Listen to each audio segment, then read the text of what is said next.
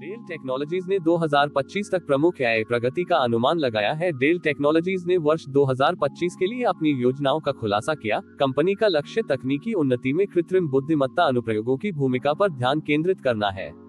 वैश्विक मुख्य प्रौद्योगिकी अधिकारी और मुख्य एआई अधिकारी जॉन रोज ने एशिया प्रशांत और जापान APJ क्षेत्रों से संबंधित एक वर्चुअल मीडिया ब्रीफिंग के दौरान विस्तार से बताया कि कैसे एआई परिनियोजन, विकास और कार्यान्वयन मुख्यधारा बन रहे हैं। उन्होंने बताया कि आगामी प्रगति एआई को साक्ष्य आधारित रचनात्मक प्रणालियों से अधिक गतिशील और जटिल प्रणालियों में बदल देगी, जो मानव और कंप्यूटर के बीच इंटरफेस को बदल देगी। रोसे ने एजेंटिक एआई के बारे में भी बात की, जिसमें बताया गया कि ये 2025 तक तकनीक के साथ संबंधों को कैसे बदल देगा। इस एआई का उद्देश्य स्वतंत्र संचालन और बातचीत सुविधाओं के साथ जटिल एआई एजेंटों को प्राप्त करना है। इन एजेंटों से जटिल गतिविधियां करने, लोगों के साथ कुशलता से काम करने और विभिन्न क्षेत्रों में कार्यात्मक गतिविधियों को फिर से डिजाइन करने की अपेक्षा की जाती है।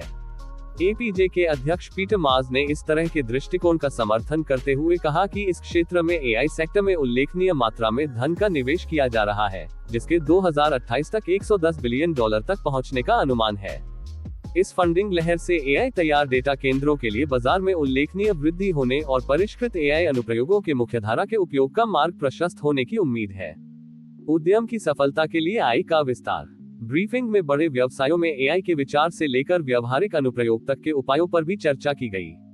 रोसे ने संगठनों के लिए एआई से अधिकतम मूल्य और लाभ प्राप्त करने के लिए एक रूपरेखा तैयार की।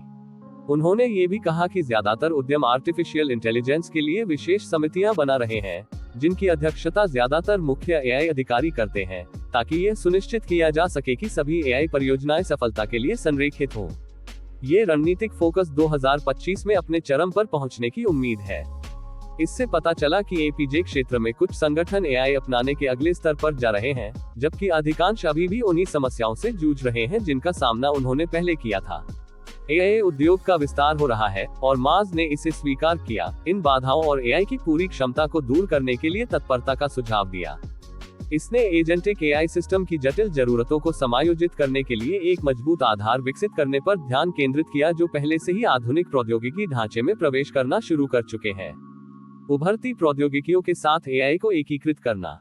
इसके अलावा रोसे ने quantum, intelligence edge, zero trust और डिजिटल ट्विन जैसी अन्य विकासशील तकनीकों के साथ एआई को एकीकृत करने पर अपनी व्याख्या जारी रखी।